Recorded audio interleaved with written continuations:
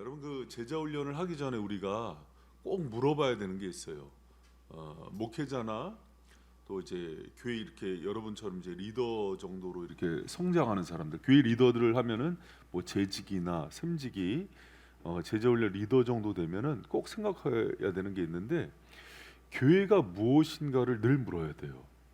여러분 교회 하면은 그 이제 여러분이 좀 생각을 이렇게 할 때 그냥 적벽돌에 십자가 있는 그 모양이 아니라는 건 알았잖아요. 그럼 교회의 본질이 뭘까? 정말 교회란 무엇일까를 늘 물어야 돼요.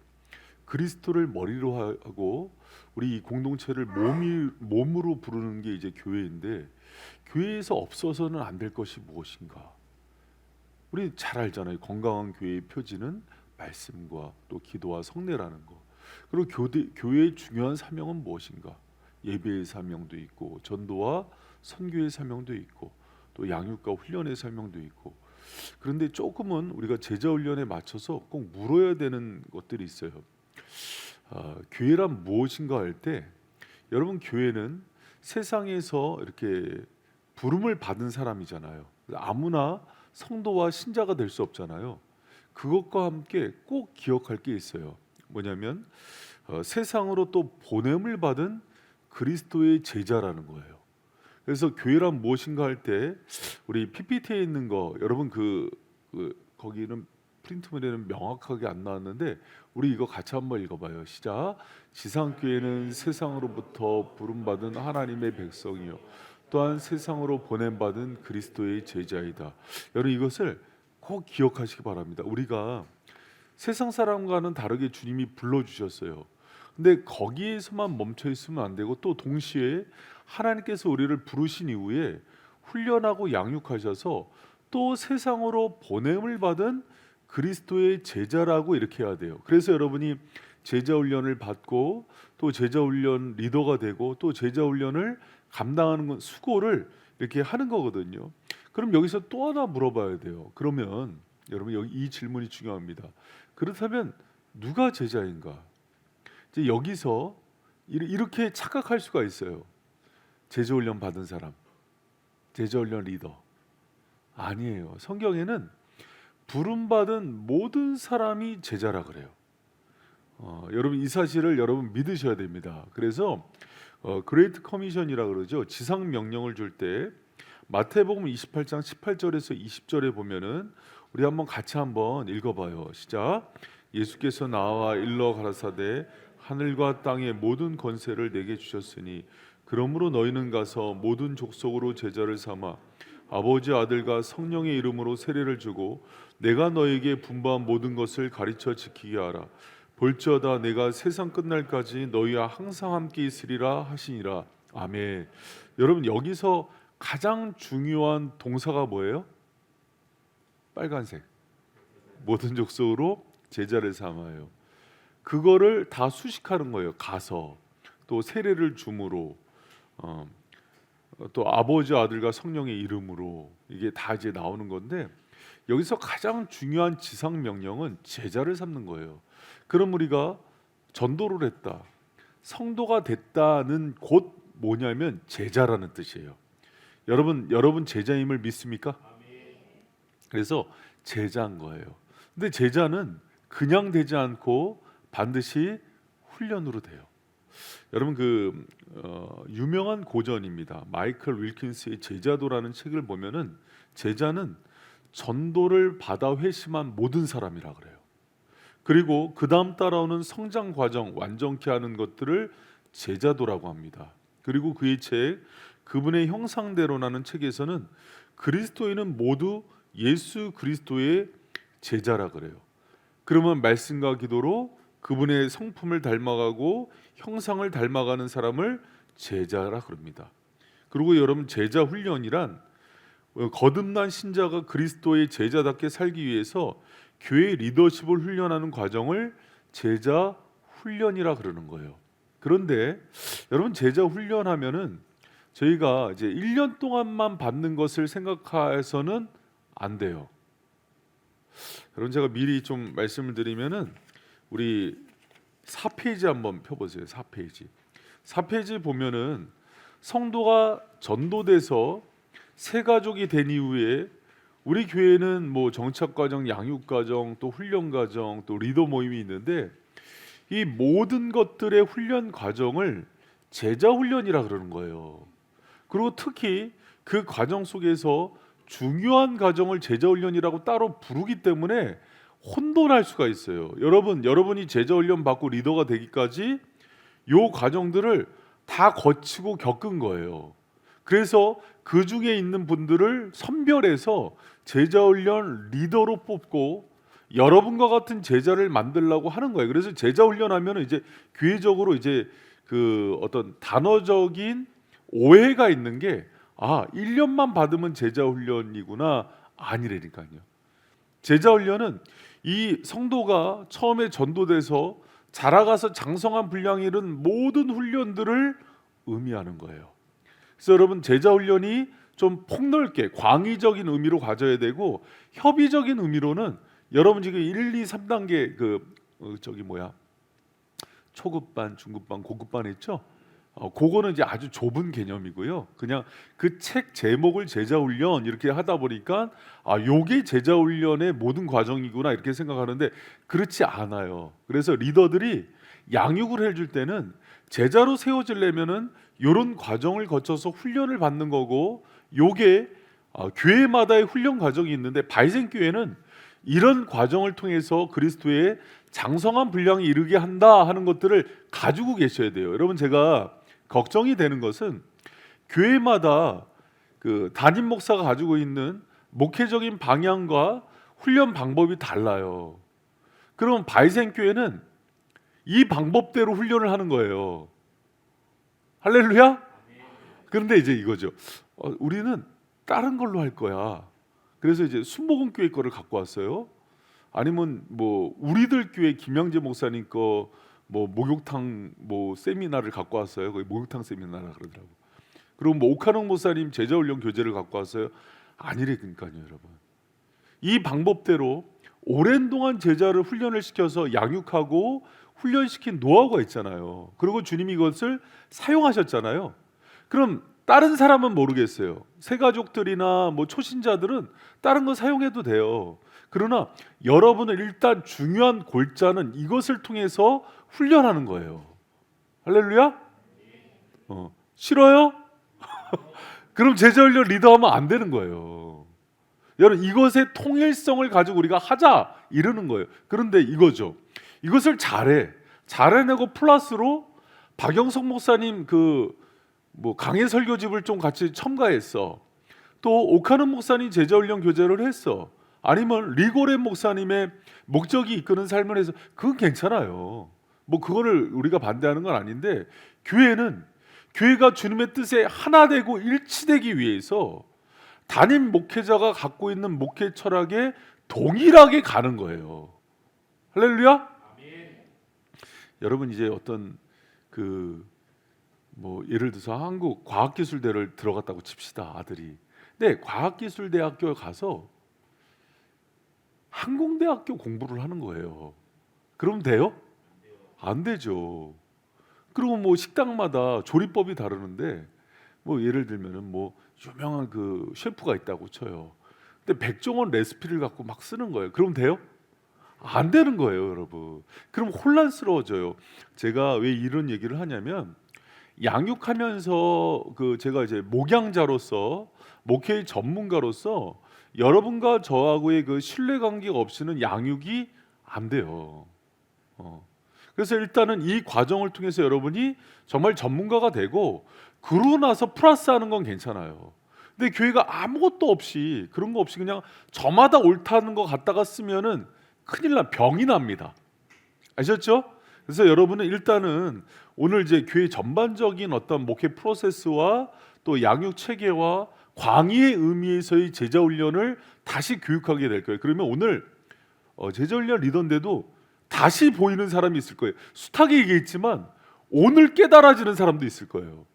그러면 여러분 괜찮아요. 그냥 요 상태대로 바이센 교회는 이 양육 체계대로 사람을 지금까지 훈련해 왔구나.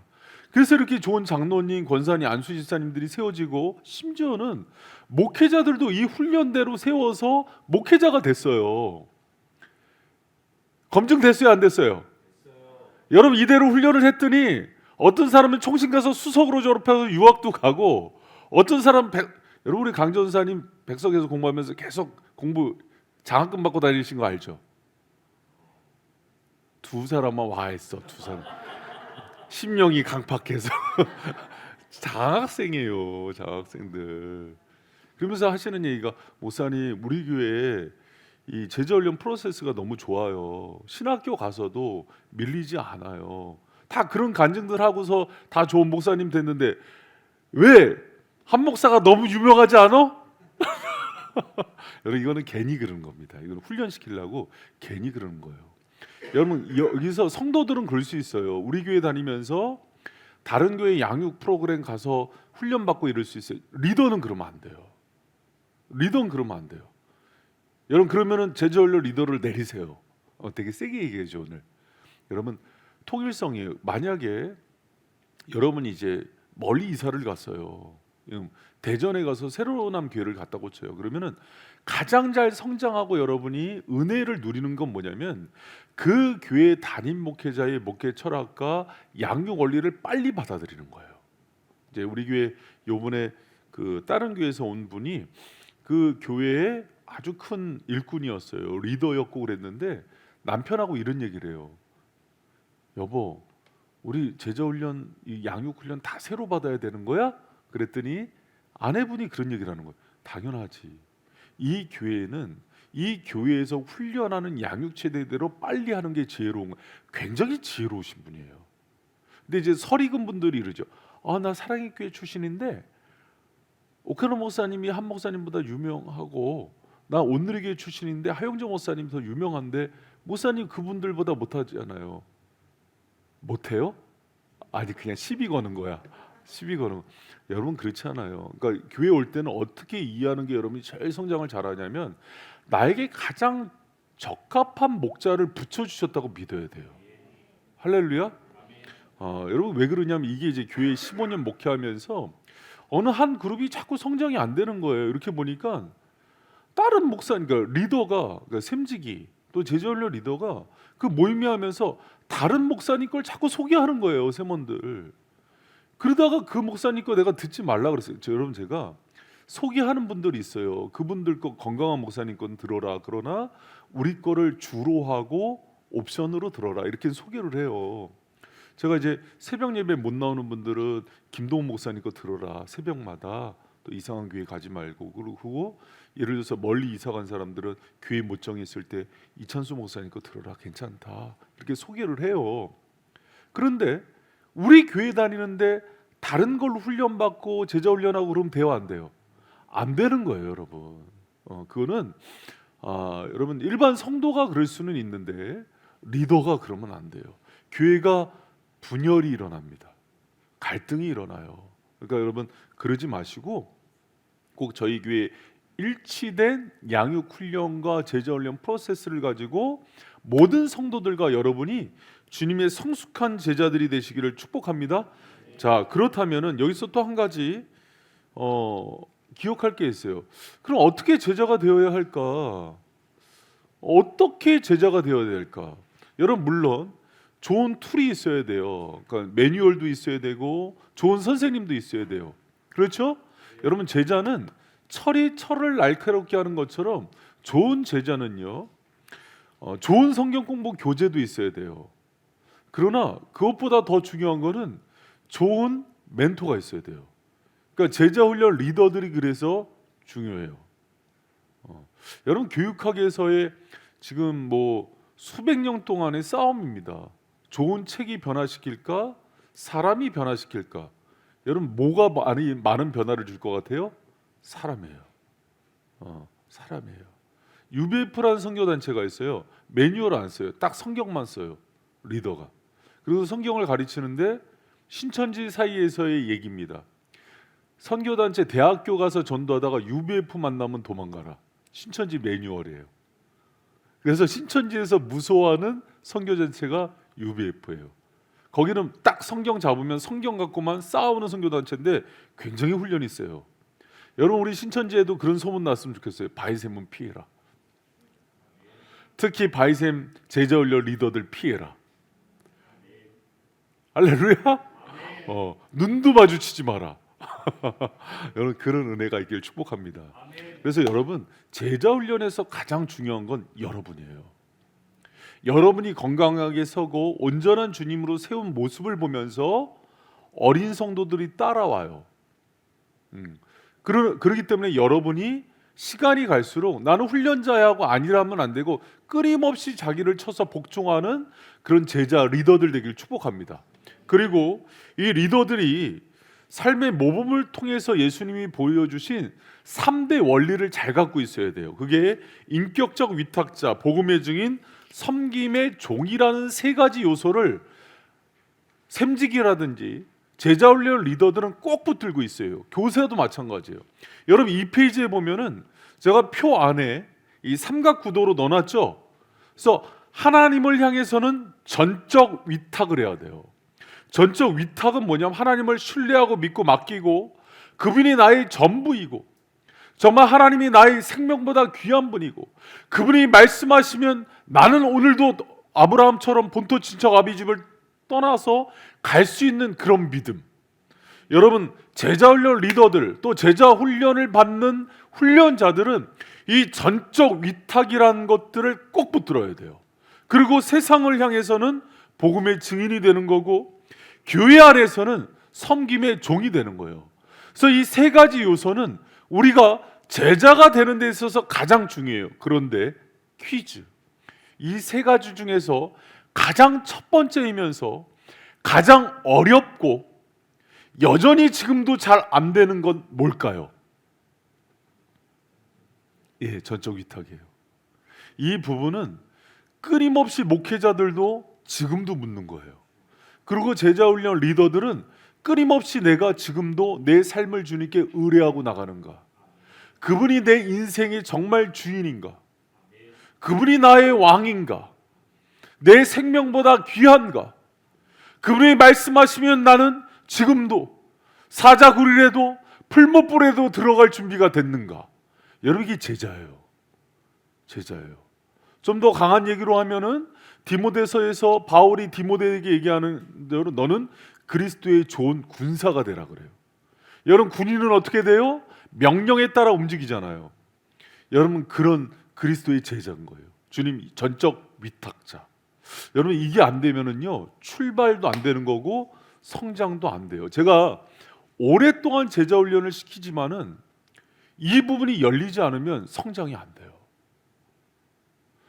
그러니까 부자 청년처럼 모든 걸 버리고 그 가난한 자에게 내 재산을 나눠주고 나를 따르라 그러는데 근심하며 돌아가요. 이론을 많이 알았다고 제자가 되는 게 아니에요. 제자는 그리스도를 따라가는 삶으로 보여주는 자들이에요. 여러분이 우리 교회의 생명줄인 거 아시죠? 교회의 영적인 수준이 떨어지면은요 교회는 망해요. 근데 그 수준을 유지시키는 사람들이 누구냐면 제자훈련 리더들이에요.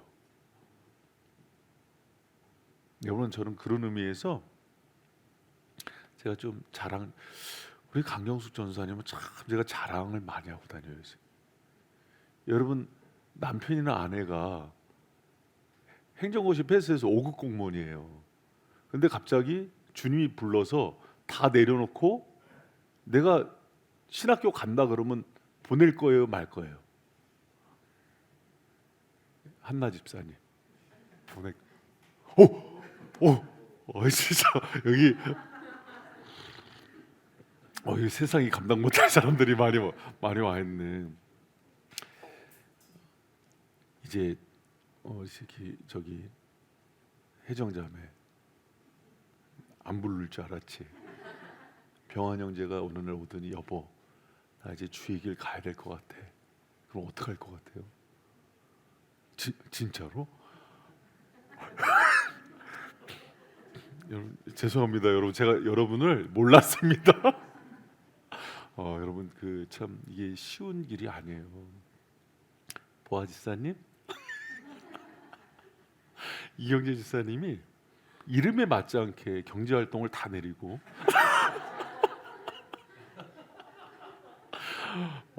내가 저기 신학교를 가야 되겠다. 그럼 어떻게 보내실 마음이 있어요? 진짜로? 그러면 이 바이샘의 그러니까 바이샘의 리더들이 되는 거예요. 이 제자훈련 리더가 아무나 하는 게 아니더라고요. 미소자매가 시집을 갔는데 남편이 어느 날 1억 연봉을 받다가 갑자기 1년 연봉이 1,000만 원 간신히 넘는 전도사가 되겠다고. 이게 딱 하면 어떻게 보낼 거예요? 나를 보내소서? 당신은 돈 벌고?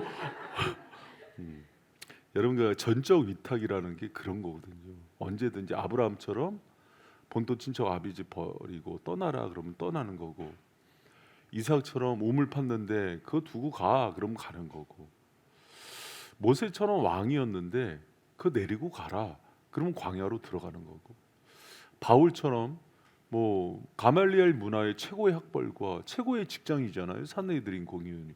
그거 다 내리고 이제 복음의 증인되라. 그럼 그렇게 가는 게 제자거든요. 그리고 가장 중요한 행동 지침이 뭐냐면 그분의 말씀과 명령이에요. 근데 이게 선명한 거예요. 여러분, 성도들은 양다리 걸칠 수도 있고 또 세상 봤다가 이렇게 볼 수도 있는데 전적 위탁자로서 쓴다는 건 그런 거예요. 여러분, 어느 날 교회를 아주 성공적으로 일구고 있다가도 주님이 너 이제 가서 또 개척해 하면은 가는 거예요. 여러분, 그게 주님의 명령이기 때문에 생명보다 귀한 거예요. 할렐루야. 여러분, 그게 제자인 거예요. 제자도를 보여주고 제자도를 사는 사람이 목회를 해야 되는데, 여러분, 그 누가 그러더라고요. 제자 훈련을 하는 교회인지 아닌지를 점검하는 방법 1번이요, 담임 목사가 제자 훈련을 시키고 있는가, 그리고 자기가 제자의 삶을 사는가, 그게 가장 중요해요. 그리고 주님의 전적 위탁하는 모습이 드러나는가. 여러분, 우리 제자훈련 리더들이잖아요.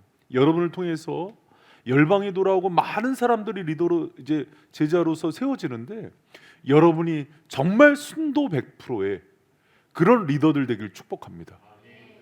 할렐루야. 인호 형제, 이제 올해 장가 갈 거지? 가는데 주님이 예식장에서 하지 말고 동해에 가서 물 떠놓고 둘이 해라, 검소하게. 할렐루야. 그러면은 즉시 순종할 마음이 있는 거죠? 끌어내. 이런 게 제자라는 것들이 그런 거예요. 그런데 이 전적 위탁이 안 되면은요, 양쪽 세상의 복음의 증인도 안 되고 교회에서 섬기는 종도 안 되고, 또 이 전적 위탁이 안 된 사람이 교회에서 섬기면은요, 권세자가 돼요. 누르거나 판단하는 사람, 또 아니면은 다른 사람 비판하는 쪽으로만 서요. 섬기는 종으로 쓰지를 못해요. 세상에 나가서는 빛과 소금이 아니라 정말 어둠이 돼요. 그래서 여러분, 그 전적 위탁은 가장 중요하고, 그 힘을 통해서 주님과의 공급을 통해서 교회 안에서는 제자훈련 제자가 된다는 건 뭐냐면요, 섬기는 사람이에요. 섬김을 받는 것이 아니라, 세상에서는 그리스도의 그 복음으로 세상을 비추는 빛이 되는 거예요. 변질된 곳을 고치는 소금이 되는 거예요. 여러분, 이 세 가지 요소를 붙들고 참된 제자로, 또 제자 훈련을 시키는 리더들이 되시기를 부탁드립니다. 그럼 여러분, 이제 여기서 한 가지 또 이제 생각해야 되는 게, 이제 여러분이, 오늘은 제가 좀 목회 철학과 관련해서 중요한 것들을 좀 교육하려고 그래요. 이제는 여러분한테 그런 시야가 필요해서 그러는데, 여러분 이제는 이 리더로서 교회 전체를 볼 줄 알아야 되거든요. 여러분, 그 교회에 있어서 그럼 이 제자 훈련의 위치가 어느 정도인가, 바이셈에서 그것을 알아야 돼요. 그래야 여러분이 저하고 함께 팀워크를 이루어서 성도들을 양육하고 교회를 이끌어가는 리더가 돼요. 근데 아직도 우리 교회에 오랫동안 있으면서도 요 목회 철학을 자세히 모르는 분들 많을 수 있어요. 이거는 목회자들도 이 정교하게 몰라요. 그냥 제자 훈련이 있는 것과 없는 거의 차이뿐이 몰라요. 그런데 여러분, 이 제자 훈련과 목회를 이제 알려면은 중요한 게 뭐냐면, 소그룹을 이해하는 거예요. 여러분 모든 교회가 소그룹이 있죠. 소그룹이 뭐냐면 구역, 또 어떤 교회에서는 셀교회나 이런 가정교회에서는 목장이라고 부르고, 우리 교회에서는 셈이라고 부르죠. CCC는 뭐 순이라고 부르고, 이게 소그룹이에요. 여러분 모든 교회는 소그룹이 있어요? 있어요. 이렇게 교회 전체가 모이는 대그룹도 있고, 이렇게 수요 강론 대그룹 모임이 있고 소그룹이 있어요. 여러분 소그룹 모임을 안 하는 교회는 한 교회도 없어요. 그런데 교회가 어떤 색깔이고 어떤 정체성인지를 알려면 그 소그룹이 어떻게 운영되는지를 보면은 목회 철학이 반영돼요. 오늘 굉장히 중요한 얘기를 해드리는 거예요. 다시 뭐라고요? 교회가 소그룹이 어떻게 운영되고 있고 소그룹을 어떻게 관리하는지를 보면은 그 안에서 이분은 어떤 목회를 하는지가 드러나요. 여러분 제가 이제 퀴즈를 냅니다. 발생교회가 처음에 목회를 하면서 가장 먼저 했던 게 뭐냐면, 몇 명 안 될 때죠. 이제 4층에서 뭐 열 몇 명 모여서 예배드리고 끝나면은 바로 제자훈련을 해요. 그리고 예배를 드릴 때 오후 예배 안 만들고 오후 예배 때는 소그룹을 운영했어요. 그랬어요?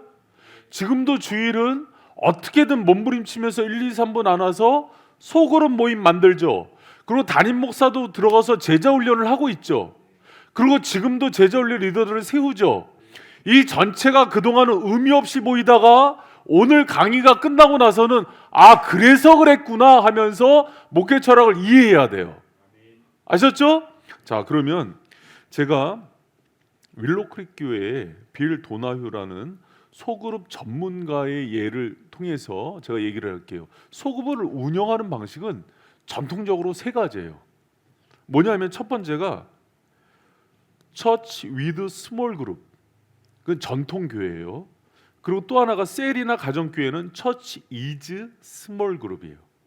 제자 훈련 교회는 Church of Small Group이에요.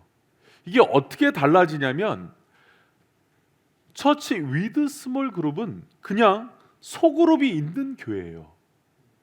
그냥 소그룹이 있는 교회. 근데 이 소그룹이 있는 목적은 뭐냐면 교회를 관리하기 위해서예요.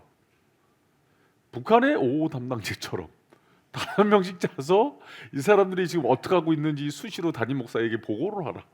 이런, 아니면은 뭐 연락과 모든 것들을 긴밀하게 하고 동원하기 위한 시스템들. 그래서 그 이드로가 그 모세에게 알려준 것처럼 1000부장, 100부장, 50부장에서 숫자별로 나눠라. 그래서 1000명을 묶어서 교구장을 세우고 고원에서 또 목장 인도자를 세우고 이런 식으로 관리를 하는 거예요. 이게 없는 교회는 하나도 없어요. 근데 이거의 초시가 된 교회가 순복음 교회예요. 외국에서도 이 처치 위드 스몰 그룹을 얘기할 때는 첫 번째로 뻗는 교회가 여의도 순복음 교회예요. 구역으로 나눠서 많은 막 전국 교회를 묶었잖아요. 그렇게 묶으면서 영상으로 예배 드릴 수 있었던 얘기가 그 힘이 뭐냐면 소그룹별로 묶어서 관리하는 시스템이에요. 그래서 관리 시스템으로 들어온 게 이 구역이에요. 그래서 밴드 목회가 초시입니다. 그런데 소그룹이 활성화되면서 나오기 시작한 목회가 뭐냐면 셀처치 가정교회예요. 여러분 많이 들어봐요. 소그룹이 곧 교회예요. 그래서 처치 이즈 스몰 그룹이에요. 그래서 이 교회는 뭐라 그러냐면 그 소그룹에서 샘지기와 모인 그 공동체 자체가 교회니까 당신들은 주일날마다 흩어져서 당신들끼리 예배드려도 괜찮다. 교회 안 오고 당신들 모임하는 것 자체가 공적 예배로서의 효능이 있다 하면서 교회의 모든 권한을 다 위임해요. 여러분 이렇게 하는 대표적인 교회가 슈턴 서울 침례교회 최영기 목사님, 또 조종민 목사님 베이직 교회 같은 데가 이쪽 교회예요. 그래서 소그룹 자체가 교회와 동등한 권한으로 가는데 이거의 근거를 어떻게 되냐면 초대교회 가정교회 아니었냐. 이런 형태의 교회가 있는 것은 나중에 들어온 거다. 그런데 이것은 교회론에 조금의 문제가 있어요. 왜 그런 거 아니? 어느 교회도 목회자가 없는 교회를 교회라고 하지는 않아요. 여러분 이 사실을 믿습니까? 여러분 이거 굉장히 여기서 자칫 잘못하면 무교회 운동도 나왔어요. 그냥 성도들끼리 우리끼리 좋아서 은혜 받자. 성도들끼리 모여도 기도하고 그러면 은혜 있어요 없어요? 있는 거예요. 교회에서 개팍하고 막 소리 지르는 목사님이 있는데 너무 싫은 거예요. 그래서 마음 맞는 사람들끼리, 또 때로는 동질 직업군끼리, 그래서 의사들만 모이는 교회도 있어요. 변호사들만 모이는 교회도 있어요. 과학자만 모이는 교회도 있어요. 선생님들만 모이는 교회 있어요. 그래서 우리끼리 하는 게 너무 이해가 된다. 공감도 잘 되고. 왜 서로 다른 그 이질 집단끼리 모여서 갈등하느냐? 그래서 그렇게 모이는데 그건 교회가 아니에요. 근데 이쪽 교회론의 문제는 뭐냐면 그렇게 한 것들을 소그룹을 그냥 교회로 분리시켜주고 권한을 샘지기, 또 목장 인도자, 순장행, 구역장한테 전권을 줘요. 그러다 보니까 어떤 문제가 생기냐면 부교육자들이 쓸 자리가 없어요. 그래서 이 교회들은 부교육자들을 안 뽑습니다. 그 대신 담임 목사의 권력이 절대 권력이 돼요. 나한테 힘을 다오. 그래서 내가 모든 것들을 위임하고 임명할 수 있어요. 그 대신 성도의 리더인 샘지기의 권한이 사역자급으로 올라가요. 그래서 모든 것들을 이 샘지기들, 또 리더들, 제자훈련 리더들과 이렇게 같이 의논하면서 진행하는 그런 패턴으로 유지가 돼요. 그런데 그 소그룹의 안에서의 리더의 역량이나 그 은혜 때문에 아주 화목하고 재밌고 교제가 너무 잘 돼요. 그래서 우리 교회도 잘 들어보세요, 여러분. 우리 교회도 이쪽 라인에서 신앙생활하다가 들어온 성도들이 최근에 많아지기 시작했어요. 그래서 뭐를 요구하냐면, 이쪽 교회의 특징은 뭐냐면 교제권이 발달을 해요. 그래서 왜 이렇게 교제가 짱냐고 얘기를 해요. 바이세문은 이렇게 성경 공부를 많이 하냐? 훈련은 많은데 교회와 교제와 사랑이 없다. 요게 가정교회와 셀교회의 특징이에요. 여러분 무슨 얘기인지 이해가 됐어요? 그런데 교육과 양육에 포인트를 두지 않아요, 소그룹에. 그럼 뭐에 두냐? 성도들은 교제와 전도에 포인트를 둬요. 그러다 보니까 모임에서 뭐를 빼느냐면은 성경 공부와 양육이란 요소는 빼요. 그거는 담임 목사만 가져요. 그러니까 성도들이 서로를 양육하고 리더해 주는 건 허락하진 않아요. 대신 뭐만 하냐면 행정권과 모임에 대한 운영권을 줘서 그 안에서 서로 교제하고, 교제 여러분 한 번 하면 막 3-4시간씩 합니다. 밥해 먹고 캠핑 가고 막 그래요. 얼마나 친한지 몰라요. 그리고 새가족 중심, 전도 중심이기 때문에 여기의 목표는 배가예요. 자, 가서 모든 족속으로 제자를 삼는 것보다 더 중요한 게 전도예요. 여러분들 제자훈련 목회는 숫자 부흥보다는 한 영혼의 퀄리티예요. 이 영혼을 어떻게까지 장성한 분량에 이르게 하느냐가 관건인 거예요. 바이셈은 이쪽일까요? 이 셀처지 쪽일까요? 가정교회 쪽일까요? 아니면 제자훈련 목회 소그룹일까요? 후자라고요. 그러면 왜 목사님이 중직자가 몰려오는데 중직자 못 오게 하고, 여러분 설교 노트 있는 교회 봤습니까? 설교 노트 왜 만들었겠어요? 여러분 제자훈련 리더들, 샘지기들은 그 얘기할 줄 알아야 돼. 우리 교회는 제자훈련이 중요한 교회야. 한 영혼을 양육하는 게 중요하기 때문에 모여서도 말씀을 중심으로 나눠야 된다고. 할렐루야. 아멘. 여러분 대한민국에서 우리 교회 같은 설교 노트 나오는 교회 봤어요? 질문만 나옵니다. 요약해서 안 줘요. 그렇죠? 그리고 제자훈련 공부서부터 모든 양육 교재들을 다 만든 교회 있어요? 옥하는 목사님도 그렇게까지는 안 만들었어요. 왜 그럴까요? 양육이 중요하기 때문이에요. 그럼 제자훈련 리더들은 뭐에 목숨을 걸어야 되냐면 똑같이 말씀과 기도와 양육과 훈련에 목숨을 거는 거예요. 그런데 갑자기 이 동네에서 여러분이 이제 리더들이기 때문에 이런 목회 철학을 잘 반영해야 돼요. 처치 위드 스몰 그룹에 온 성도들이 오면서 덜컥덜컥 새 모임 대충 해. 그거 어차피 행정 아니야? 이러는데도 뭐라고 할 말이 없는 거야. 그리고 두 번째, 처치 이제 스몰 그룹이야. 야, 우리 여기서만 잘하면 돼. 뭐 굳이 뭐 예배 들 필요가 있어? 수요 강론 나갈 필요 있어? 우리가 말씀 훈련 받을 필요가 있어? 제자 훈련 설교 노트 이거 뭐하러 나눠?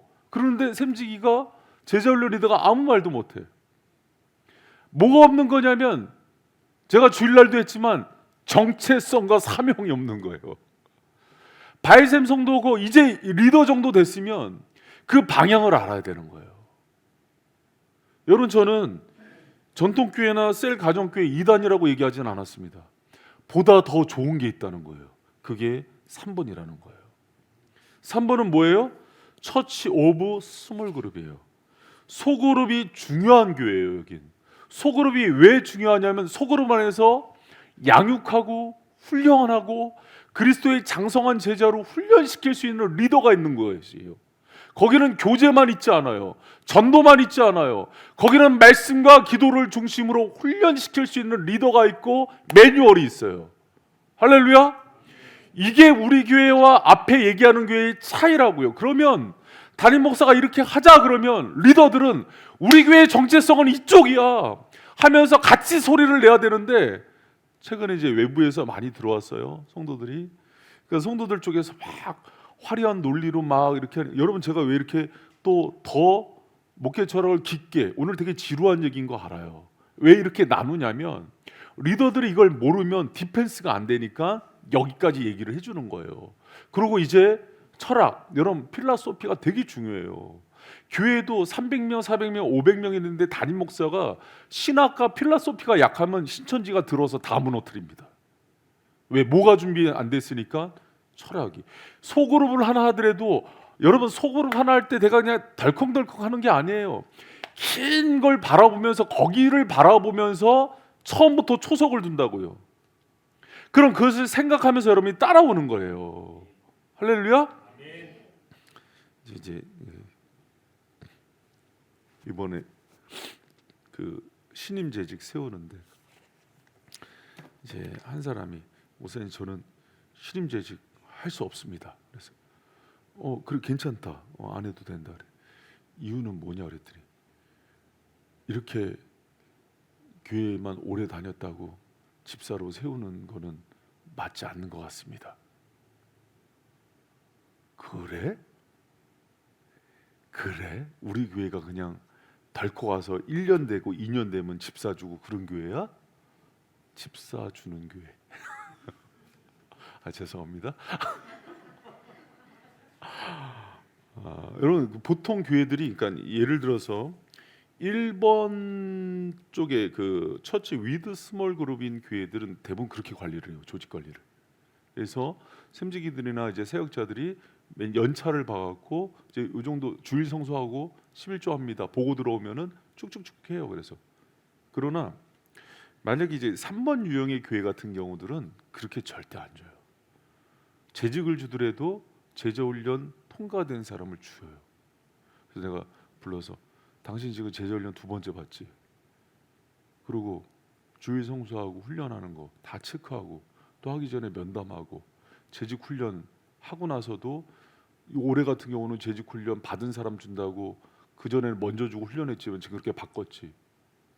우리 교회 그렇게 허술한 교회 아니야. 담임 목사가 추링 듣고 맨날 허허 웃고 다닌다고 그렇게 무시하지 마. 우리 교회 로고 하나를 뽑을 때도 15년 바라보면서 어떻게 분립할지의 세계 정신을 미리 보고 탄탄한 철학과 실학이 있는 교회야. 그렇게 우스운 교회 아니야. 얘기를 했더니 근데 여러분, 사람은 실수할 수 있어요. 바로 회개하더라고요. 목사님 죄송합니다. 제가 생각이 짧았습니다. 그동안 못 봤는데 보지 못하고서 판단했습니다. 그렇게 해야죠. 여러분, 교회에 대해서 의심이 있거나 부족한 게 있으면은 얼마나 여러분 목양실 문턱이 낮아요. 애들도 수시로 뛰어 들어오는 목양실이 어디는 중고등부 애들, 청년부 언제든 들어와서 목사님 하고 하이파이브 하고 가는 교회인데 언제든지 물어보시고, 그러면서 여러분 이제 우리 그 리더들 정도 되는 위치라면은 우리 교회가 어떻게 운영되고 있고 소그룹과 제자훈련과 셈이 어떤 정신 가운데 운영되고 있는지 얘기 못하면 자격이 없는 겁니다. 그냥 모양새만 가지고 하는 리더들은 리더가 아닌 거예요. 리더는 철학이 있어야 돼요. 신학이 있어야 돼요. 그리고 그걸 가지고 성도들에게 설명해 줄 수 있어야 되고, 교회 여러분 바이셈 있는 것들 다 거쳐봤어야 돼요. 그러나 여러분, 물론 성도는 많아지는데 이거를 다 거친 사람들이 인원이 적기 때문에 전제하에, 이거를 받는 전제하에 미리 뽑기도 해요. 그러나 이게 시간이 갈수록 이 벽이 높아지고 있어. 왜? 이제 훈련받은 사람들이 많이 들어오니까. 그래서 제가 얘기했죠. 오래부로 샘지기는 제자훈련 리더십을 갖지 않으면 안 세운다. 그 제가 작년부터 계속 얘기했어요, 안 했어요? 거봐, 이거 들은 사람도 이제 드문 거야. 그 얘기를 계속한 이유가 이런 원칙인 거예요. 그럼 이제 갑자기 또 갑자기 제자훈련 리더는 얘기는 뭐냐 이렇게 나온단 말이에요. 그러시면 안 돼요. 여러분, 리더들은 그래서 교회에서 못 들은 거 있으면 영상으로라도 챙겨 듣고 전체적으로 목사님과 같은 철학과 비전으로 한 마음 한 뜻이 돼서 가는 사람들을 리더로 세우는 거예요. 그리고 그들이 어린 성도들이 불평할 때 같이 입 맞춰서 불평하는 게 아니라 우리 교회는 이 방향으로 가고 있고 잘 가고 있는 거다. 그러면서 그쪽 부분은 우리가 중요하지 않게 생각하는 부분이 하고 얘기해 주는 거예요. 여러분, 어떤 교회는 가서 이렇게 어려운 사람들 구제하고 밥 먹이는 게 중요해서 온 모든 성도들이 다 나가서 밥을 푸는 교회가 있어요. 노숙자들 대상으로. 호계동에도 있습니다. 그래서 서진교 목사님이 소개하더라고요. 그 교회는 중직자들도 그러고 주일날 노숙인 예배가 있어요. 그 교회의 철학이에요. 감자탕 교회 같은 경우도 그게 중요해서 그렇게 하는 교회예요. 여러분, 그리고 어떤 교회는 봤더니 또 여러 가지 이제 그 청년들 실업 문제 해결하느라고 목사님이 직접 직업 훈련을 하고 그래요. 그러나 다양해요, 교회가. 그런데 우리 교회는 어떤 색깔일까? 또 우리 교회는 어떻게 바라볼까 할 때, 어떤 방향으로 나가고 할 때, 여러분 봐요. 어느 교회 가서도 마찬가지예요. 보면은 뭐를 보면 특성이 보인다? 소그룹. 뭐를 보면 특성이 보인다? 소그룹이에요. 근데 소그룹을 봤는데 특성이 안 보여. 그 교회는 철학이 없는 거예요. 여러분, 너무 중요한 거 알려줬죠, 제가. 그래서 그 교회에 갔는데 이거는 여러분 어느 교회나 동일해요. 소그룹을 어떻게 운영하고 있고 목사님이 이 소그룹을 위해서 어느 정도를 헌신하고 있는지를 보면은 이 교회의 목회 방향이 보이는 거예요. 아셨어요? 여러분, 이건 여러분이 아셔야 되는 문제라서 얘기를 하는 거예요. 어떤 교회 갔더니 소그룹은 다 필요 없고 대그룹 중심의 말씀 강론으로만 가는 교회가 있어요. 남포교회 박영선 목사님. 여기는 이제 우리 나윤 집사님과 한성원 목사님이 좋아하는 목사님이에요. 이 목사님은 소그룹 싫어해요. 그러면 소그룹 안 한다고 이단이에요? 아니라니까요. 그러나 주의 종들마다의 특성이 있고 은사가 있고 각양의 그런 게 있는데 성도들은 거기까지 생각 못하지만 제자훈련 리더들과 샘지기들은 그걸 볼 수 있어야 돼요. 그리고 갑자기 우리 교회는 왜 남포교회처럼 안 하냐 그러고. 그래서 여러분, 우리 교회 실제로 잘 들어봐요. 제자훈련을 10년 넘게 다녔는데 한 번도 안 받은 사람이 있어요. 근데 수요 강론은 매니아야. 왜 그런 거 아니? 자신의 교회상이 어디예요? 남포교회니까 그래요. 남포교회는 성경을 창세기에서부터 계시록까지 강해만 계속하는 교회예요. 여러분, 제가 강해서를 안 냅니까? 강해서 다 내주잖아요. 여러분, 제자훈련 목회에서 중요한 건 메시지예요. 말씀이 얼마나 중요한데요. 그래서 그 중요성도 있지만은 그것과 함께 리더를 세워서 하는 훈련이기 때문에 사실은 제자훈련 리더를 목회자들끼리 뭐라 부르냐면 담임 목사의 노가다라 그래요. 노가다 목회. 왜 그러냐면 에너지 많이 써야 되는데, 여러분 봐요. 사람이 이제 이 1번 유형의 교회들 같은 경우는 그런 철학 없이 사람들을 대거 받기 때문에 1번 유형은 폭발적으로 성장해요. 그런데 3번 유형의 소그룹을 가진 교회는 폭발적인 성장을 지향해요. 왜 교회가 어느 정도 숫자가 되면 분립하기로 결단을 했냐면 담임 목사 한 사람이 200명 이상을 목회를 못한다고요. 여러분, 그걸 아세요? 왜 그런 결단을 하는지? 숫자가 중요한 게 아니라 한 영혼을, 원맨 사상이 강해요. 한 영혼을 천하보다 귀하게 여기면서 그 12명 데리고, 여러분 뒤에 이제 프로세스 그 3번 4번 보면 압니다. 한 영혼을 세워놨는데 우리 교회 프로세스가 최소 5년 걸려요. 최소 5년. 여러분 제가 가끔 이제 설교 시간 할 때 그 4페이지 보세요. 그 3페이지보다는 4페이지 보세요. 새가족반하고 이제 신방하고 상담하고 새로 오면 이제 멘토링이라는 게 1대1로 붙어서 그 사람에게 맞춤식으로 해주는 거예요. 그렇게 해서 성장해서 양육과정 들어가면은 여러분 성경 대학만 수요 강론 때 한 게 14년 자료가 있습니다. 교리교육, 소요리 문답, 기도학교 여러분 얼마나 많이 했어요. 저희가 1년 내 성경에 있는 거 싹싹이 그냥 들어서 다 강론하고, 여러분 수요 강론 자료만 해도요 엄청난 양이 있어요. 그게 다 뭐냐면 양육 과정이에요. 성도들을 양질의 꼴을 먹여서 성도들을 성장시키는 거죠. 근데 이 과정은 훈련 과정에 안 들어온 사람들도 다 들어올 수 있는 대그룹 과정인 거예요. 근데 여기서 제자 훈련 트레이닝에 들어가면은 제자 훈련이 우리 교회는 3년 과정이에요. 이 3년이 아니라 이 트레이닝, 여러분 이걸 보세요. 여러분이 지금 한 거는 1년이죠. 초급, 중급, 고급 1년이죠. 그거 다음이 생활훈련으로 부부학교, 부모학교, 직장훈련, 세계관훈련 과정이 있고, 그 다음에 여러분 제가 올해는 일부러 강사 안 불렀어요. 왜 그런가 하니 사역훈련을 쭉 그냥 하면서 보여주려고. 사역훈련 과정에 재직훈련, 교사훈련, 중보기도훈련, 제자훈련이 다 들어가는 거예요. 그래서 이거를 받은 사람들이 다 재직교사, 중보기도, 제자훈련 리더로 하죠. 그래서 지금 사역훈련을 받고 있죠. 그러고 나면은 샘지기로 뽑히죠.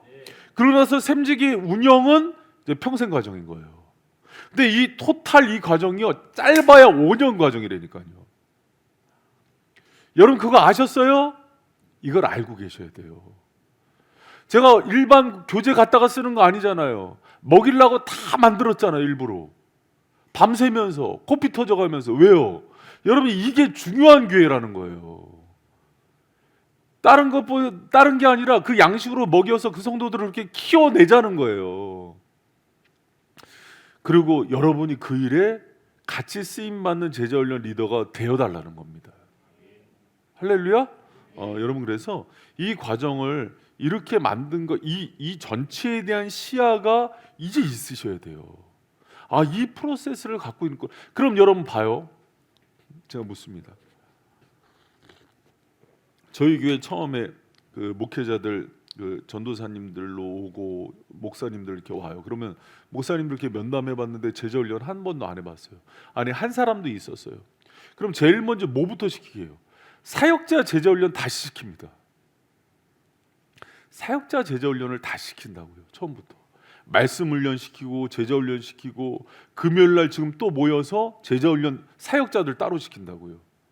왜요?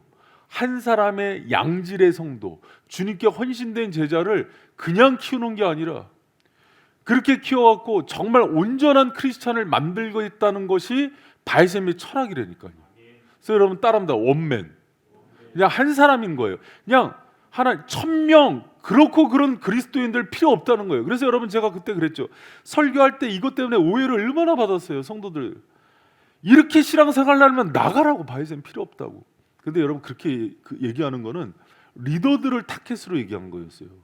근데 이제 어린 성도가 그거에 상처를 받아갖고 진짜 나가서 사정을 했죠. 제가 또 아니 그런 뜻이 아니라 들어오시라고.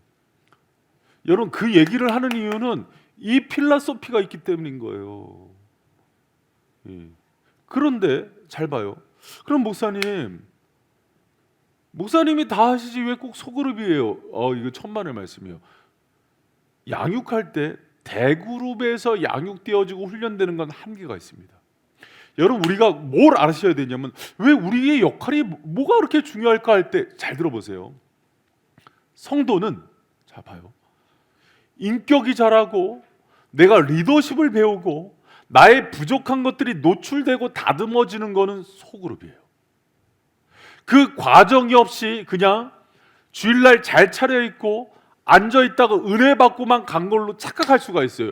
절대 변하지 않아요. 절대 변하지 않아요.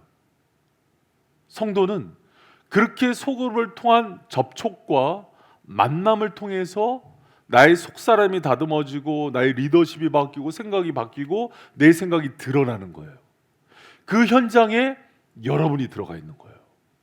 여러분, 제가 이제 주일마다 때로 이제 주중에 제자 훈련 하면서 이렇게 하면은요, 그 속에서 막 감정의 쓴뿌리들도 나오고 잘못된 것들도 나오고 막 그래요. 그러면 재작년 같은 경우는 이제 중년 남자들 제자 훈련하고 지금 올해는 젊은 부부들 제자 훈련하는데 서로 하는 얘기가 있어요. 많이 변화된다고.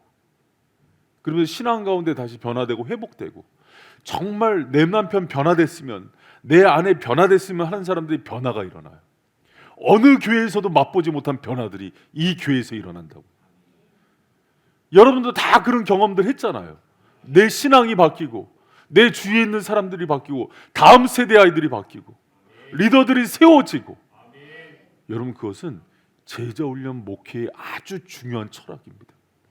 근데 그런 변화가 없고 성도들이 예수님을 닮아가지 않는다면 목회를 실패로 보는 거예요. 아무리 많은 숫자가 모였더라도 그게 중요한 게 아니에요. 올해도 이 훈련들을 통해서, 이 성도들의 신앙생활을 통해서 이 얼마나 많은 사람들이 주님의 제자로 거듭나고 세워졌는가. 이 성도가 우리 교회에 5년 전에 10년 전에 왔을 때와 지금 어떤 변화가 있는가. 변화가 없잖아요. 그럼 속이 타고 막 죽겠는 거예요. 그런데 그 숫자가 300명을 넘으면 안 돼요. 변화가. 여러분, 자 봐요. 내가 한나 집사님, 세종양교회가 10,000명이 넘잖아. 담임 목사님이랑 밥 한번 먹어봤어? 차 마셔봤어? 담임 목사님하고 신방 받아봤어?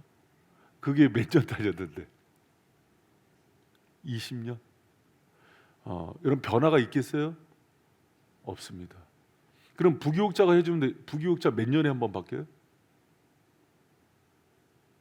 부교육자 몇 년? 빨리 바뀌는 교회 1년, 2년, 2년에 한 번, 2년, 3년에 한 번. 변화가 될까요? 안 된다니까요. 여러분, 지금 아주 중요한 목회 철학을 듣고 있는 거예요. 왜 우리가 이렇게 안 변했을까?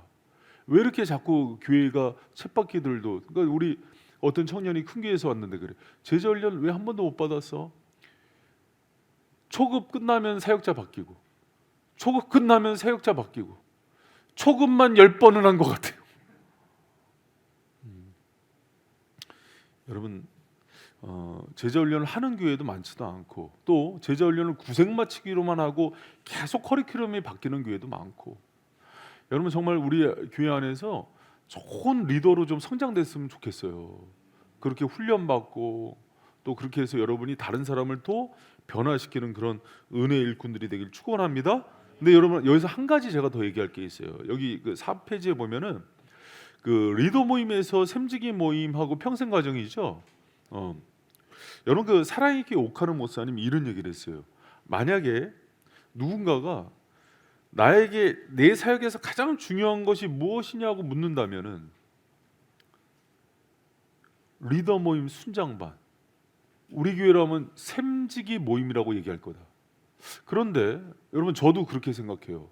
제자훈련 리더들이 결국은 다 샘지기가 될 거예요. 그리고 샘지기가 제자훈련 리더가 될. 그런데 여기서 한 가지 여러분 생각할 게 있어요. 목사님, 그러면 왜 그동안 샘지기 모임을 이게 간헐적으로 띄엄띄엄 했습니까? 왜 그런지 이유를 얘기해 줄게요. 샘지기들이 겸직이 많았어요. 샘지기 하면서 교사, 제자훈련 리더, 또 골방기도 팀, 뭐 교사, 여러 가지를 다 하는 거예요. 그러다 보니까 우리 한 달에도 골방기도 팀 모임, 제자훈련 리더 모임, 샘지기 모임, 교사 모임 하는데 또 샘지기 모임을 또 해. 그럼 어떻게 돼요? 샘지기가 번아웃 돼요. 탈진이 되는 거예요. 그래서 사실은 지금 돌아가는 여러 가지 시스템이 제자훈련 리더들을 위한 다 시스템이에요. 그래서 이거를 돌아가는데 샘지기 교육을 더 주면은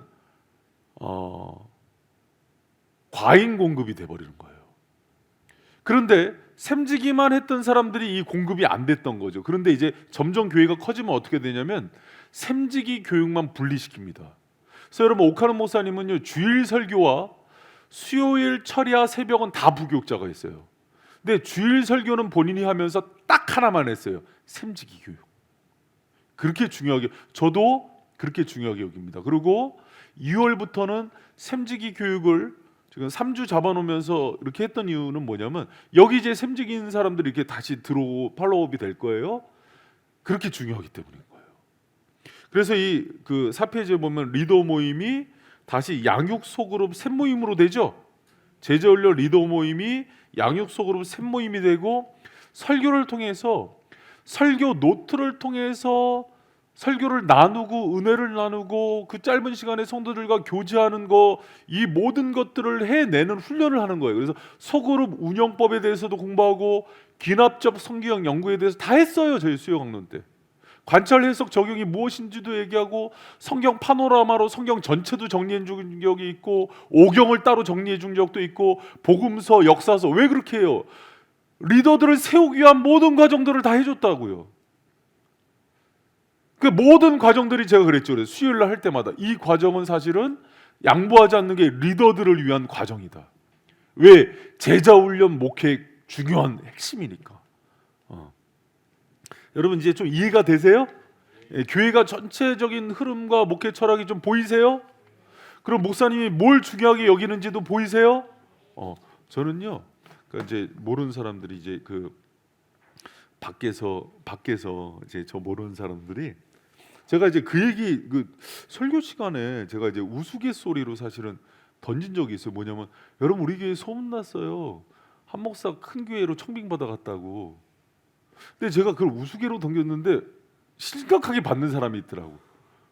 그럴 것도 같은데 이렇게. 여러분 저는요 그런 거에 전혀 흥미가 안 땡기는 사람입니다. 그렇게 오래 있는데도 몰라요 아직도. 그러니까 답답한 거예요. 여러분 저는 한 사람 전도해서 그 사람이 초신자에서 장성한 분량에, 그래서 한 사람이 전도돼서 이 사람이 목회자가 되고 장로가 되고 안수집사 되고 리더가 되는 거에 희열을 느끼는 사람이에요. 청빙대에서 큰 교회 가겠어요? 권사 500명, 장로 30명씩 있는 교회 가겠냔 말이에요. 왜 아니라고 말을 못해요? 여러분 목회 철학을 나눠도 이제 이 왼수가 진짜인가 저거 거짓인 것 같은. 아니에요 여러분. 왜 또 개척을 하겠어요? 그렇게 또 전도돼서 이 사람을 장성하게. 여러분 우리 교회 처음에 이준총 왔을 때 신학교 들어갈 때 입학시켜갖고 해갖고 목사 만드는 게 그 기쁨인 거예요. 여러분 제가 마음속으로 여전도사도 그렇게 나왔으면 했는데 나오시잖아요. 사모님도 나오시잖아요. 사모님 행복하지 않아요? 김영환 목사님이 그러더라고요. 당신은 다 이룬 것 같다고. 젊은 나이. 우리 장로님 안수 집사님들 보면 발불러요. 나는 왜? 너무 이렇게 아름답게 성장하시고, 내가 제일 존경하는 사람들이 다 바이셈이 있어요. 이 샘지기들 막 보면은. 여러분 그런데 여러분도 그게 기쁨이 됐으면 좋겠어요. 신앙 좋은 사람들끼리 친하게 지내는 거 말고, 내가 전도해서 또 이제 처음 초신자인데 새가족 밤서부터 훈련시켰는데 너무 아름다운 리더가 된 거야. 볼 때마다 배불러. 이번 주에도 막 병규, 병안, 막 미나 봤는데, 병규 엊그저께 갖고 아무것도 모르는 태신자 전도 때 와서 박수 치면서 사장도 모르면서 큰 소리로 따라했던 게 생각나. 막 병안, 막 미나, 막 중학교 때 왔던 게 생각나. 근데 집사가 되고, 와 그날 밥 안 먹는데도 배불렀는데 또 먹었어. 여러분 그게 그 제자훈련 리더들의 기쁨인 거예요. 여러분 그 기쁨이 여러분의 기쁨이 되길 축복합니다. 예수님 많은 사람 양육할 수도 있었는데 12명이 집중하잖아요. 선택 집중. 그리고 그 12명이 온 열방을 여러분 다스리는 그런 사도들이 되고, 여러분도 그런 꿈을 꾸시기를 축복합니다. 여러분 그게 제자훈련 리더인 거예요. 여러분 그런데 한 가지 중요한 거를 우리가 알아야 되는 게 있습니다. 제자훈련 리더가 막 이거 다 넘어갔네. 막 열강을 토하다가 막 다 넘어갔네. 여러분 제자훈련을 통한 변화인데요. 제가 이렇게 막 제자훈련에 대해서 열강을 했잖아요. 그러니까 제자훈련 중요하다 해야지 이렇게 생각을 했잖아요. 그런데 제자훈련 리더들 제가 꼭 알아야 되는 거 하나 얘기하겠습니다. 여러분이 정말 제자훈련에 나오면 39절을 달달달 외우고 눈 감고도 일과서부터 막 끝까지 세가족반서부터 다 운영할 줄 알고, 여기 중에는요 수요 강론에 있는 자료들을 집에서 아이들에게 가르치고 지금 소율이 문답을 2년 동안 한 거를 또 가정 예배로 쓰는 분들도 있어요. 그거 제가 만든 이유는 리더들이 그렇게 하길 원해서 만든 거예요, 실제로. 근데 너무 잘하는 분들이 많아요. 그리고 실제로 제자로 리더들이 그렇게 해서 또 그걸 가지고 그 성도들한테 줘야 되는 거예요. 그런데 여러분, 한 가지 제가 중요한 얘기 할게요. 사람이 변화되고 진짜 제자가 되는 거는, 제자 훈련이란 도구는 참 좋지만 하나님의 은혜로 됩니다. 이거를 놓치면 안 돼요.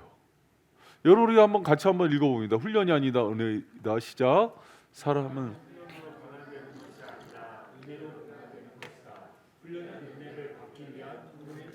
이거를 잊지 마세요.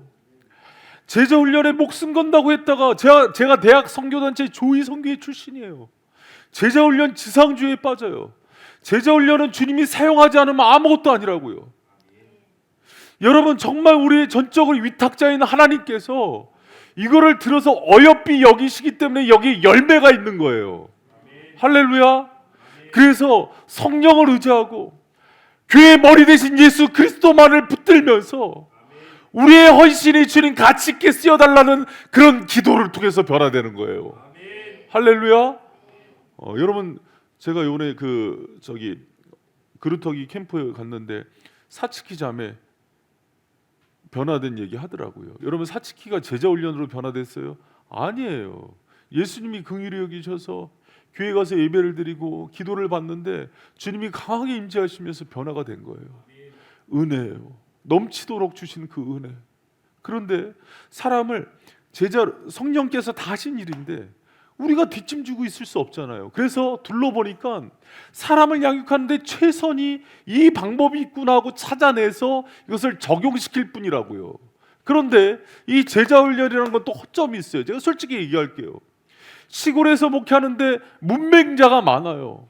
초등학교도 못 나온 할머니 할아버지들이 많다고요. 그러면 이 제자 훈련이 되겠어요? 안 돼요. 안 됩니다. 그때는 다 내리고 겸손히 전통교회 형식으로 돌아가는 거예요. 목사는 자기 목회 철학이 목표가 아니에요. 이게 이 신도시 평촌가에 잘 맞았을 뿐인 거예요. 주님이 긍휼히 여기셔서 제가 쓴 부족한 교재를 통해서 양육하고 성장하게 했을 뿐인 거예요. 그래서 제자훈련 리더들은 자기가 언변이 좋고 희생하고 많은 헌신을 했지만 결국은 무익한 종이라는 고백 가운데 주님의 은혜만을 갈구해야 돼요. 할렐루야. 그래서 여러분, 그런 리더들 밑에서 정말 큰 제자들이 세워지는 거예요. 많은 교회 선교단체들, 교회 목사님들, 여러분 TV에도 나왔잖아요. 제자 훈련 시킨다고 대변 찍어 먹게 하고, 체육대회 하면은 목사님이 이리로 가면은 막 몰려오고, 그게 무슨 제자 훈련이에요? 자기가 왕놀이 한 거지. 그런 거 아니에요, 여러분. 저는 정말 무지한 종이에요. 그런데 제가 이거를 하는 이유는 정말 은혜의 통로로 쓰였으면 하는 마음으로 했을 뿐이에요. 그리고 여러분들 제자 훈련을 할 때 그런 리더들이 되길 축복합니다. 부족한 자가, 정말 아무것도 모르는 자가, 이 죄인 중에 괴수가 주님 여기 섰습니다. 주님 나를 사용해 주셔서, 주님 정말 사울이 바울 되는 은혜 허락하여 주시옵소서. 주님을 배신했던 베드로가 정말 교회에 수장되는 은혜 허락하여 주시옵소서. 도망했던 노예인 오네시모가 교회의 리더가 됐던 것처럼 그런 역사가 일어나게 하여 주시옵소서. 여러분, 그런 마음으로 하는 거예요. 그래서 여러분, 제자훈련 소그룹의 리더들은 그런 마음을 가지고 할 때 그 훈련을 통해서 여러분 가장 멋진 그런 은혜들이 또 변화가 있을 줄 믿습니다. 근데 여러분, 근데 이제 이것도 가르치면은 되게 답답할 때가 있어요. 그렇지, 은혜지. 그러니까 목사님, 결국 주님이 다 하셔요. 그리고 이제 뒷짐지고 제자 훈련 안 받아도 돼 쪽으로 가는 거는요, 악한 거예요. 악한 거예요. 말씀도 안 보고 기도도 안 하고, 여러분 그건 악한 겁니다. 여러분, 제자훈련 리더들은요, 결국은 자 우리 5페이지에 보면은 제자훈련의 목표는 하고 이렇게 나오거든요. 우리 이 부분을 우리 혜정자매 제자훈련 마치고 왔죠. 이렇게 제자훈련 리더 들어보니까는 리더 하고 싶은 마음이 생기죠. 네, 그런지 알고 그거 한번 읽어주세요. 제자훈련 목표는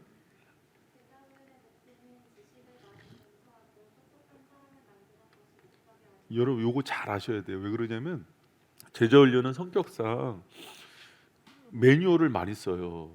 책과 글을 많이 써요. 그래서 여러분 제가 이제 사실은 이제 제자훈련 하면서 그 요번에 출판부하고 기획하고 있는 게 뭐냐면 매월 이달의 도서 선정해서 또 책도 읽히고 싶은 마음이 있어요.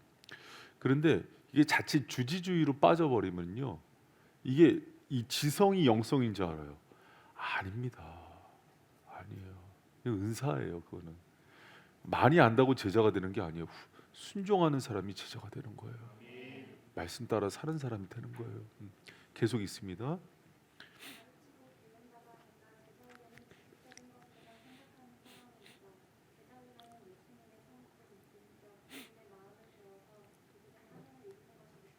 이거 거기다 빨간 줄 치세요. 제자 훈련은 예수님의 성품인격, 그분의 마음을 배워서 그분의 사명을 이루는 것이 목적지이다, 이렇게 얘기를 해요. 그래서 여러분 우리가 전인적으로 만나는 거예요. 제자는 나의 지성, 감정. 우리 감정은 늘 이렇게 기복이 심하고 욱하고 이런 감정이 이렇게 또 온순해지고 겸손해지고, 또 우리의 의지는 날마다 의지 박약이잖아요. 부족한 의지, 기도를 결단하겠다가도 3일을 못 가고, 내가 야식을 끊겠다고 했다가도 제가 진짜 아까도요 얼마나 창피했는지 몰라요. 왜 보니까 애들이 수련회 끝나고 간식이 많은 거예요. 근데 지금 약 먹어서 제가 막 그런 거 먹으면 안 되는데 과자를 또 2봉지나 먹은 거예요. 그래서 먹고 내려오다가 진짜 나는 바본가 봐. 아내한테 걸렸어요. 그래서 여보 그래서 불러서 가지고 갔어요. 가서 뺏기고 저쪽 방 가서 압수당하고, 연아가 보더니 아빠 그거 내 과자인데 그래서 또 애들한테 뺏기고. 주님, 내 참 이렇게 부족합니다. 또 이렇게. 근데 여러분 그런 의지도 고쳐지고 주님께서 이렇게 회복시키고, 여러분 그거 아십니까? 성령 가운데서 우리가 예수님을 인격적으로 만나면 지성이 변화가 돼요. 그래서 실제로 분별력도 생기고 우리가 어떤 목표의식이나 이런 것들이 생기면서 굉장히 이렇게 학습 능력도 좋아집니다. 그런 사람 여러 봐요 제가. 그래서 뭐 ADHD에서 뭐 여러분 다 사실은 뭐 우리가 그 학교 다닐 때 생활기록부에 주의 산만하다라고 쓴 사람들 있죠? 그거 다 ADHD예요. 근데 그랬던 사람이 예수님 만나서 인격적으로 하면서 학습력이 생기고 지성이 생기고 그렇게 변화되는 사람들 많습니다. 그 변화되는 거. 그래서 예수의 제자의 삶의 첫 번째 목표는 예수가 되어야 됩니다. 예수님의 제자잖아요. 그럼 제자도의 첫 번째 목표는 결국 예수 그리스도가 되는 거예요. 그분이 나의 기쁨이고 그분을 배우는 게 기쁘고 그분과 동행하는 삶이 행복해야 되는 거예요. 그리고 많은 목회자와 성도들이 변질되는 이유는 예수 그리스도가 인생의 첫 번째 목표가 아니기 때문이다. 목회와 직업은 두 번째이고, 여러분 아까 고백했잖아요. 남편이 아내가 좋은 직장 내버리고 신학을 하고 제자의 삶, 주님이 그렇게 부르면 어떻게 하겠냐? 부른 대로 가겠다. 그게 목표인 사람이에요, 제자는. 그래서 비록 신부이긴 하지만 이태석 신부가 의사였잖아요. 근데 하나님께서 그 수단에 있는 가난한 사람 나병 환자촌 가서 그들을 돌보라는 그 명령이 떨어지니까 의사를 내려놓을 때 엄마가 왜 너여야 하니, 여기 있으면 안 되겠니 얘기하잖아요. 여러분, 근데 그분을 섬기고 그분을 존귀케 하는 것보다 더 가치 있는 게 있을까요? 그게 제자인 거예요, 제자. 그래서 예수 그리스도가 인생의 첫 번째가 되어야 한다. 직장과 가정보다 예수님이 첫 번째가 되는 삶이 정상적인 신앙인의 삶이다. 할렐루야. 그래서 여러분 그 미쳐야 미친다. 김영호 목사님 제자훈련 그 책 이름이에요. 미쳐야. 그러니까 예수에게 미쳐야 제자에 이르는데 미친다는 거예요. 이름을 참 잘 졌더라고요. 여러분 그 예수님을 섬기는데 여러분이 그 정도 모습이 나와야 돼요. 내가 이 정도까지 열정, 근데 적당한 선에서 하잖아요. 요새 신천지가 그 역할 많이 합니다. 신천지 때문에 교회에서 열심히 하면 신천지로 보여. 이게 이게 자기 합리화가 됐어요. 그러지 말고 여러분 정말 예수님께 미쳐 사는 거예요. 여러분 그 잘못된 거죠. 이혼론에 빠져서 예수님께 미치면은 가정 버리고 직장 버리고 그래요? 아니라니까요. 더 가정생활 충실히 하고 세상에서도 빛과 소금이 되는 그 사명 감당이요. 예수님께 잘못 미쳐서 그런 거예요. 오히려 잘못된 사상에 빠지거나 사람의 종이 돼서 그런 현상이 나와요. 여러분 제가 만난 예수님은 그렇게 시키시는 분이 아니에요. 여러분 정말 바이셈이 우리 제자훈련 리더들을 통해서 그렇게 좋은 아름다운 영적 제자들이 많이 재생산되고 또 자라나고 변화되는 은혜가 있기를 축복합니다. 할렐루야. 기도하겠습니다.